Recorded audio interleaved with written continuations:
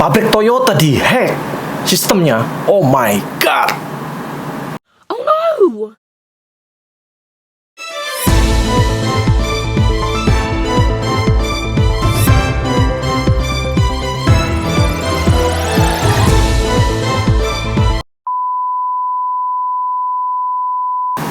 Oke guys, selamat malam. Kembali lagi bersama dengan Roy Asobi. Jadi kalian jangan bosan-bosan guys nonton YouTube channel saya, karena hari ini ada berita yang lagi hot news di Jepang ya. Mungkin di Indonesia sudah ada beritanya ya. Tadi saya sudah ngecek, ternyata sudah sampai di Indonesia beritanya.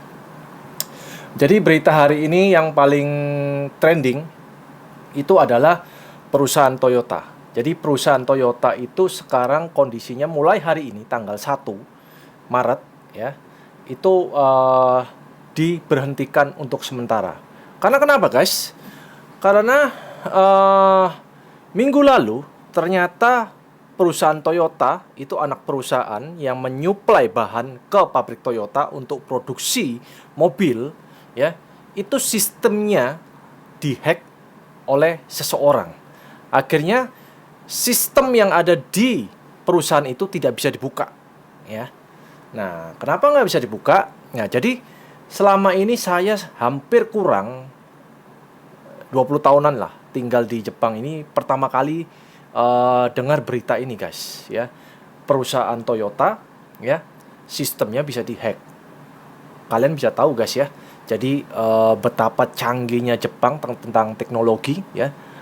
Nah, dan ini hari ini pertama kali saya dengar berita ini ya. Sistem perusahaan besar seperti Toyota itu bisa dihack oleh seseorang ya. Nah, makanya sekarang lagi dicek ya. Jadi diteliti oleh pihak pakar-pakar teknologi yang ada di perusahaan Toyota ini, apakah ya dan siapakah yang melakukan kejahatan seperti ini ya, dengan kata lain cyber attack ya. Jadi Anda tahu sendiri ya, perusahaan Toyota, perusahaan Honda itu satu hari harus produksi mobil, dan Toyota ini satu hari rata-rata ya itu kurang lebih 13.000 mobil produksi. Jadi mulai hari ini itu ada kurang lebih ya 14 pabrik Toyota yang ada di Jepang itu tidak bisa produksi. Dan itu total banyak 28 line produksi itu berhenti. Jadi kalian bisa hitung aja guys. Jadi anggap aja rata-rata harga mobil itu 300 juta ya. Rata-rata nih. Karena saya belum nggak tahu produksinya kan tiap hari tipe ini berapa, Lexus berapa, ini berapa ya kan.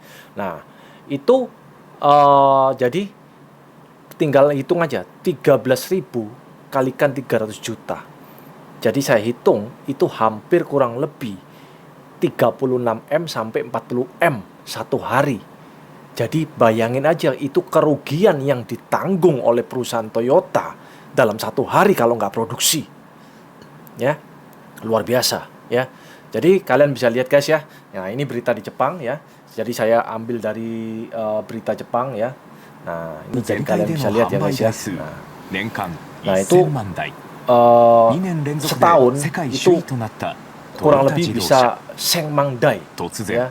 Sengmangdai itu kurang lebih sekitar 10 juta ya, produksi mobil. Nah, ini ada reporter TV ya, datang ke daerah Aichi ya, itu kota Toyota ya. Jadi mereka ngecek ya, jadi ini anak perusahaan ya di bidang press ya, yang biasanya suplai ke perusahaan Toyota itu tidak bisa beroperasi. Jadi mulai hari ini diberhentikan sementara. Nah, itu ada tulisannya ya, jadi total ya seluruh Jepang 14 pabrik ya, 28 line produksi itu berhenti ya. Jadi udah ditetapkan, jadi nggak bisa produksi. Jadi kalian bayangin aja satu hari aja loss ya, kerugian itu kurang lebih itu ada tulisannya ya, itu kurang lebih 13.000 mobil.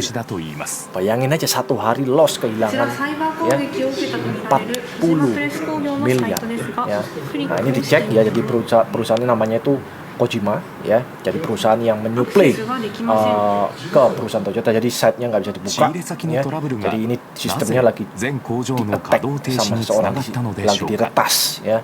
Jadi makanya ini adalah salah satu. Nah, ini jadi sistemnya seperti ini, ya. Nah, itu ada tulisannya cyber, ya. Jadi yang melakukan hack itu ke perusahaan Kojima ini, ya.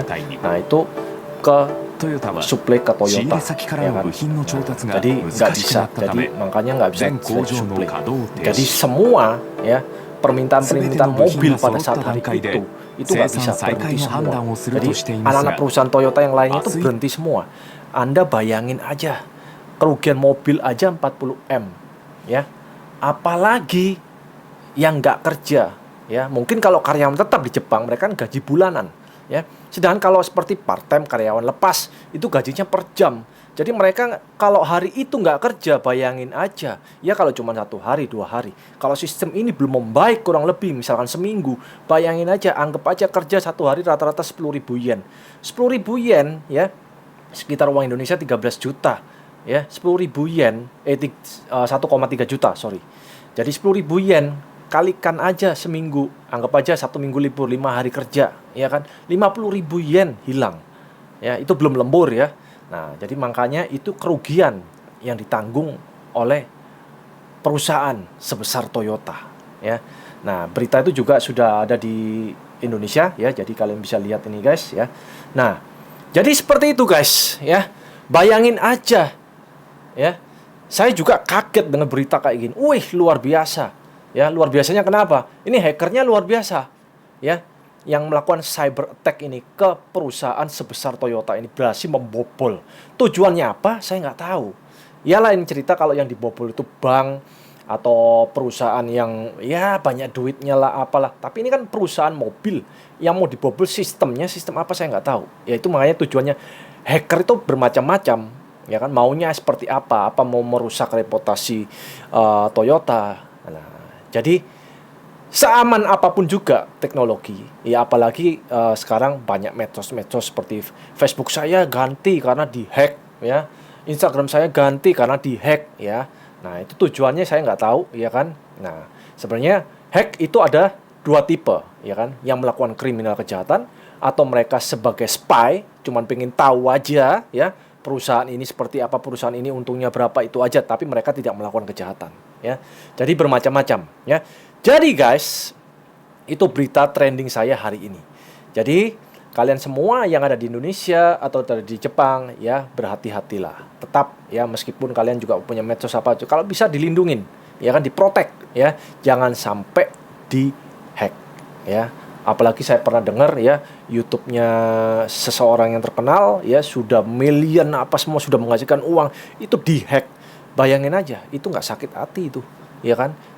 Harus mengulang dari awal lagi, di reset lagi. Bayangin, ya kan, jahatnya seperti apa yang namanya cyber attack, ya. Jadi jangan kemana-mana, guys. Tetapkan saksikan video-video saya yang berikutnya bersama dengan Roy Asobi. Keep in touch forever.